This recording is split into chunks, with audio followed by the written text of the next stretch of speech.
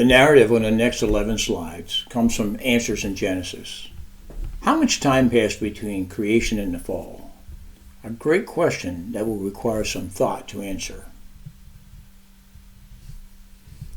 Genesis chapter 1 describes the first 6 days of this world's existence. In that time, God created the heavens and the earth. He brought forth vegetation, animals, and finally man and woman.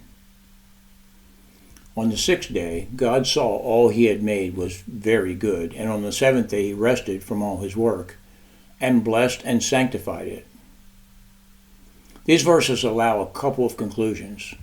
Adam could not have sinned on the 6th day because God declared all things good. Nor is it likely that the fall occurred on day 7, for this day was consecrated. How long then? For several reasons, it seems likely that only a short time passed. God created the man and the woman with perfect bodies before the fall.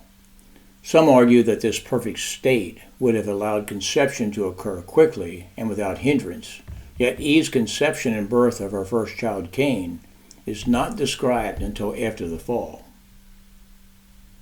One may speculate that, had much time elapsed between creation and the fall, the woman would have conceived children before falling victim to Satan's devices. Based on this pattern elsewhere, we would expect that the great deceiver probably wasted little time before seizing an opportunity to question and distort God's words. Since God declared all things good in Genesis 1:31, Satan's rebellion occurred after the 6th day and, of course, before the events of Genesis 3. Just as he challenged God's authority in heaven, he also challenged the authority of God's words on earth and led the woman to doubt and disobey her Creator.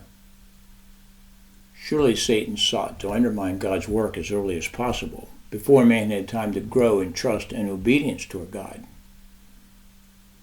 So now we come to that event that baffles our minds and changed the course of history. It was one act of disobedience. The serpent was the shrewdest of all the wild animals the Lord God had made. One day he asked the woman, "Did God really say you must not eat the fruit from any of the trees in the garden?"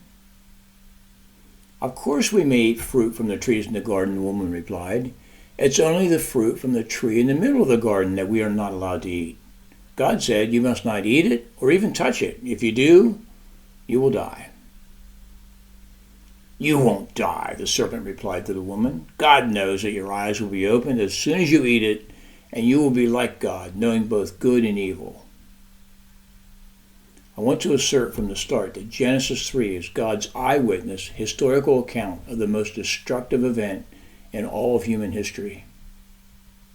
All you need to do is enter "Is Genesis 3 Allegory" in your web browser, and you will find plenty of writings asserting that Genesis 3 is not history, but allegory. What this proves, as I shall soon point out, is that the enemy's attacks on God never change very much. What was totally obvious, the entrance of sin into the race, eventually became so commonplace that many even deny that sin exists. In our day, sin is so common that many don't even think of it as a thing. It just is. Most never use the word, never think much about it, and some even spend energy suppressing the truth about it. Genesis 3 begins with a walking, talking serpent, something we've never seen and perhaps something Eve had never seen. A walking serpent? This is inferred because we find later on in the chapter that God's judgment on the serpent was that it would have to crawl from that point on. We can debate as to whether the serpent walked or not, but what is indisputable is that it talked. Why would Eve not be alarmed by a walking, talking serpent? Because it's the Garden of Eden, where there was nothing to be alarmed about. In retrospect, to encounter a talking serpent who was questioning the goodness of God should have set off alarms, but no alarms were sounded. They should have, but they didn't. Points to ponder. Adam could not have sinned on the 6th day because God declared all things good. We would expect that the great deceiver probably wasted little time before seizing an opportunity to question and distort God's words. The enemy's attacks on God never change very much. This class, and indeed the entire school, is dedicated to helping others see that God is bigger than we think and better than we know. To get to the next video, make a note of the class number for this recording, then search for the next one. Here is a sample. If this video is number L01.1, then the next one is L01.2.